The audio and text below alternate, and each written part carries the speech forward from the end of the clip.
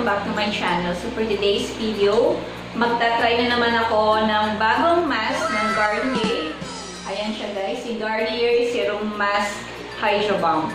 So kung mapapansin nyo guys, so sa mga previous video ko, nakapag-review na ako ng dalawang mask nila. Yung Garnier Mask Complete at saka yung Garnier Serum Mask na Pure Charcoal, yung kulay black.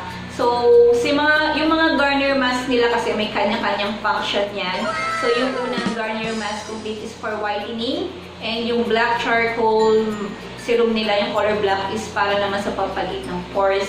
And this time, ito namang Serum Mask Hydra Balm is for tired skin.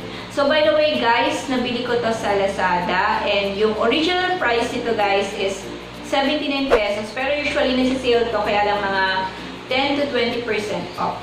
Yata, parang ganun. So, meron pang ibang klaseng mask si Garnier. I think meron pa silang green. Yon. So, hindi ko pa rin natatry. So, yun yung next itatry ko. Kasi gusto ko talagang matry lahat ng mga mask ni Garnier. So, ayan siya guys. So, saktong-sakto lang to guys na ang paggamit ko ngayon ito. Actually, matagal na itong nakastock sa akin. Kaya, ngayon ko lang siya matatry. So, by the way, this Garnier is for...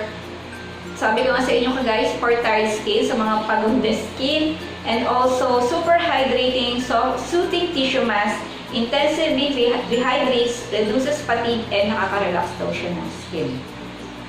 So sabi rin niya dito guys, so shortcut ko na lang kasi masyadong mahaba yung nakasulat dito, is designed for Asian facial contour, suitable for tired skin, looking for efficient yet pampering solution to instantly relax skin and reduce signs of fatigue, ideal for evening use, and recommend to use 3 times a week. Sabi niya dito is, ideal for evening use. Pero ako ngayon guys, itatry ko siya ng araw kasi pag sa gabi kasi parang mas nadidiliman ako mag-vlog sa gabi. Usually kasi nag-vlog ako sa araw.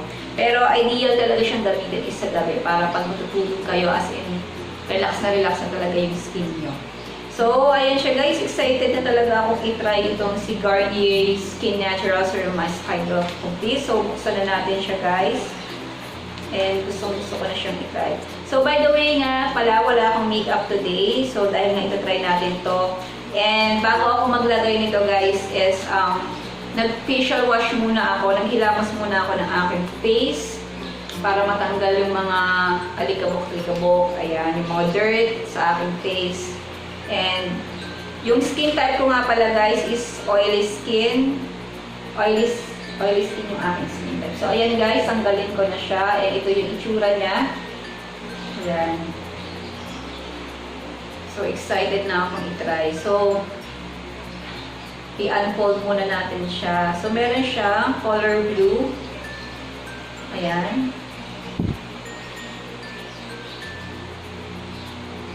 So, tanggalin natin yung color blue.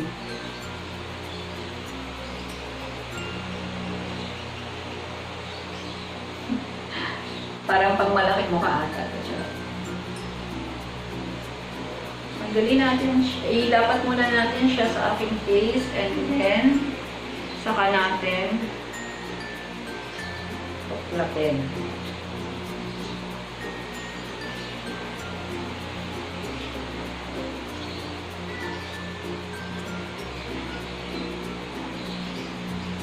Hindi siya masaktos siya guys sa aking face kasi medyo malaki siya.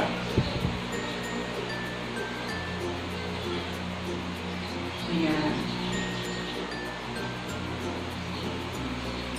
Fairness ha, ang bango niya guys. Sobrang ayan. Make sure talaga guys na kapag maglalagay kayo ng mask is nakapag-days na kayo ng inyong face, nakapag gumamit na kayo ng mga favorite nyo, mga facial wash, facial cleanser, ganyan. So, ako facial wash lang yung ginamit ko. Ayan. So, tinanggalan natin itong color blue niya and wait, balik ko lang siya dito guys.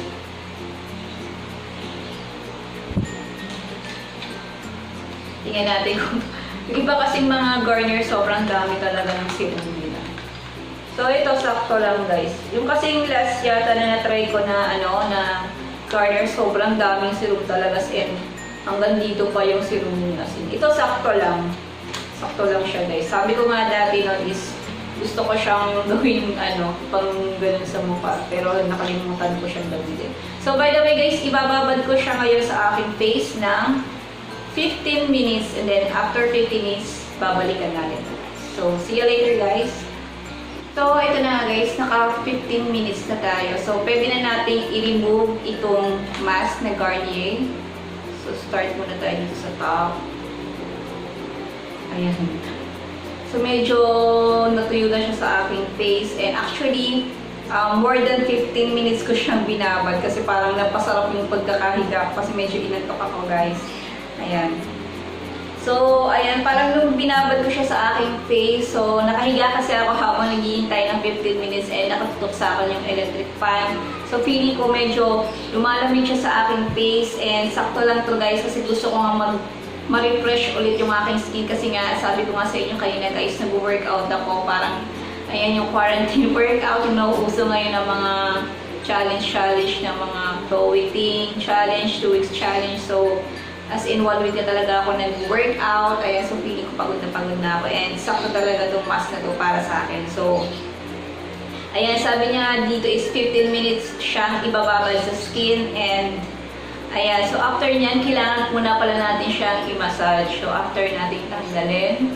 Ang lamig niya, oh. Ang lamig niya sa face. Ang lamig pa rin ng mukha ko. So, massage ko muna nga pala siya. In circular motion. Nakalimutan ko. Ang lamig.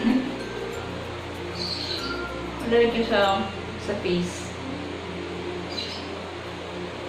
Yan. Massage ko lang siya guys. Kung maganda talaga to gamitin, maglagay na mask sa gabi guys. So, ginawa ko lang siyang araw para mas maliwanag. Pero, mas recommend talaga siyang use sa gabi. Ayan, okay na siya guys. Na-massage na natin. And ano nga ba yung mga sinasabi niya dito is meron siyang lavender, essential oil, and hyaluronic acid serum. So, advisable nga siyang gamitin is recommend to use 3 times a week. So, kung 3 times a week natin siyang gagamitin, so 79 pesos siya guys. So, medyo pricey siya for me for a mask. Kasi nga 79 times 3 is 237 pesos. So ako talaga nagmamask lang talaga ako. Usually mga once a month lang. Pag ganito yung price niya, usually mga once a month lang talaga ako nagmamask. And kasi nga yan, gusto ko lang siya talagang ayun, ma-rehydrate. Ang tawag doon, ma-rehydrate ulit yung aking skin. And also, sabi nga niya dito, after 1 week daw natin siyang gamitin. Kung 2 to 3 times mo siyang gagamitin, and after 1 week, signs of fatigue are reduced and skin looks fresher and more bouncy. So, aking cheeks kasi medyo chubby cheeks kasi ako. Ayan. Ayan, so kung magtatanong sa akin kung ano yung mga...